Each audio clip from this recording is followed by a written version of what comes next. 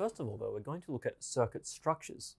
We're going to see what's the difference between having resistors in series and having resistors configured so that they aren't in series, that is, in parallel. This way, we'll be able to describe the structure of a circuit to someone without actually having to show them a diagram of it first. Now, circuit components. So a circuit component is just anything connected to a circuit, whether it's a light, a resistor, a switch, or so on and so forth. It can be connected to an electrical circuit in two different ways, and those are illustrated by these two pictures over here. They can either be in series on the left or in parallel on the right with each other. So you can see that in each case they're connected to the circuit quite differently. The way that they're connected makes a big difference to how current flows through them. The way that the circuit on the right behaves will be very different to the way that the circuit on the left behaves, both in terms of the voltage and the current through each resistor. So resistors connected like this, sort of like links in a chain, are said to be in series with each other. So if two resistors are in series, we would draw them on a circuit diagram like this. Instead of using this symbol for the resistor, I've used rectangles. If I use rectangles, then the resistors are easier to label, so it's easier to communicate my ideas. Now, if two resistors are in series, the electrons in the circuit have to flow through one resistor one after another, right? They're not going to stop at one resistor and build up. If they did build up, then they would eventually produce a voltage going back the other way. The total amount of electrons flowing through R1 per second will have to equal the total amount of electrons passing through R2 per second. So this means that the current through each resistor is the same. Remember that electric current is a measure of charge per second, right? And if the same number of electrons per second is passing through each resistor, then the same current must be passing through them as well. So here we have a different configuration of resistors. Resistors connected like this are in parallel with each other. So you can see that when the circuit reaches two resistors in parallel, it branches.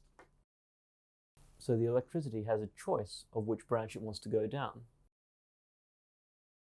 So this means that unlike resistors that are in series, we don't have to have the same number of electrons passing through each one. The electric current, when it reaches the branch, will split into two paths and pass through each resistor. So the electric current through each resistor will be smaller than the electric current coming out of here or moving through this wire. So the currents through each resistor may be different. So this is the first big difference between resistors in parallel and resistors in series with each other. Now, circuits often contain some resistors that are in series and some resistors that are in parallel, rather than all resistors just being in series or all resistors just being in parallel, right? So we get combined circuits that look like this. Different circuits may flow through each branch of the circuit, different currents rather, which means that assuming we have a power source over here, we might get a different current going through the top branch than the current that's going through the bottom branch. We'll learn how to determine the size of these currents when we learn about resistors in parallel. However, if we have two resistors in series with each other, like R1 and R2, then the same current has to be flowing through both of these resistors, simply because the number of electrons flowing through each one per second is going to be equal. So we can see that quite difficult to predict the current through every single resistor if we don't have a circuit that's only series resistors. So in this example, the marked R1 and R2 are in series with each other, and we can't really say that R1 is in parallel with R3 or R2 is in parallel with R3. If we said that, the person who we are describing the circuit to might think that it looks like this: R1 in parallel to R3, or R2 in parallel to R3, right? So we can't say that R1 is in parallel with R3. Instead, we have to say that R1 is in series with R2, and that the combination is in parallel with the one marked R3, right? So R3 is not in parallel with R1, and it is not in parallel with R2.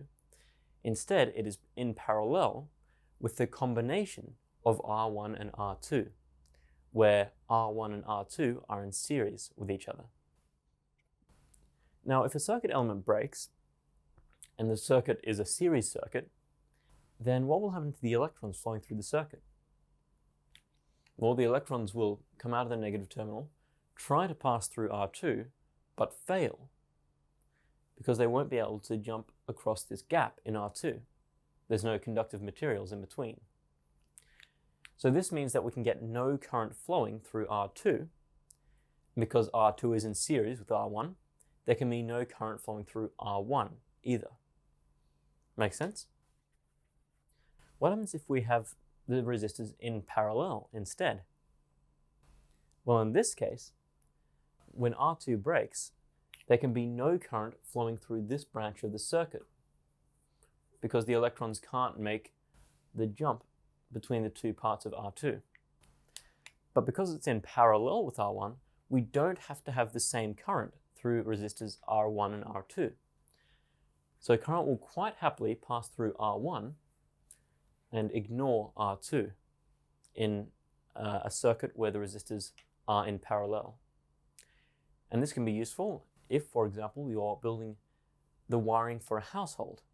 If one appliance breaks, plugging to the power socket, you don't want the rest of the appliances to break because they were all in series with the first one. So, parallel circuits certainly have their uses. For now, that's the end of the theory. So we're going to be looking a little bit more in the questions at the structures of various different circuits.